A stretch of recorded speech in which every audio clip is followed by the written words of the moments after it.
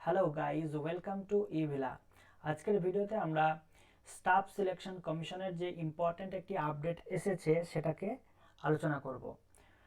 তো চলো আর দেরি না করে ভিডিওটা শুরু করি। আমি স্টাফ সিলেকশন কমিশনের যে অফিসিয়াল ওয়েবসাইট সেখানে চলে এসেছি। এখানে দেখো 3 মার্চ 2022 এখানে দুটো আপডেট এসেছে। আমরা দেখব যে ইম্পর্ট্যান্ট নোটিশ ফেজ 9 2021 সালে যে ফেজ 9 এর ফর্ম ফিল আপ হয়েছিল সেই এক্সামের ব্যাপারে একটি আপডেট এসেছে।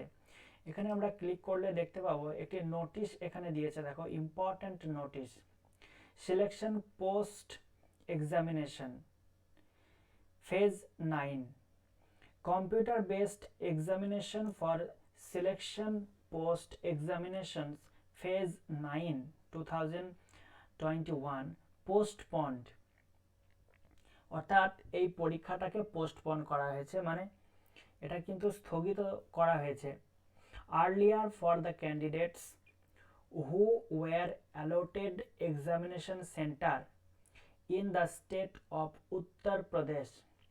অর্থাৎ উত্তরপ্রদেশে যাদের সেন্টার ছিল পরীক্ষার, এছাড়া উত্তরাখণ্ড অ্যান্ড পাঞ্জাব, তিনটে স্টেট, উত্তরপ্রদেশ, উত্তরাখণ্ড এবং পাঞ্জাব, এই তিনটে স্টেটে যাদের পরীক্ষার সেন্টার ছিল সেখানে পরীক্ষা পোস্টপন করা হয়েছে। কারণটা কি? Due to general elections. অর্থাৎ সেখানে জেনারেল ইলেকশন অর্থাৎ ভোট রয়েছে, সেই জন্য এই তিনটে স্টেটে ফেজ 9 এর পরীক্ষাকে আপাতত পোস্টপন করা হয়েছে। Will now be conducted on 14th, 15th and 16th March.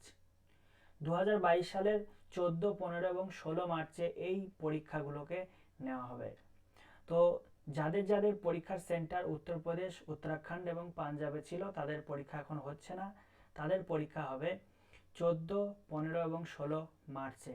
পরীক্ষাটাকে কি করা হয়েছে? পোস্টপন করা হয়েছে। তো আজকের ভিডিওতে আমরা দেখলাম যে ইম্পর্টেন্ট নোটিশ কি এসেছিল এবং সেটা কেন পরীক্ষাকে পোস্টপন করা হয়েছে। আজকের ভিডিও এখানেই শেষ করছি। ধন্যবাদ।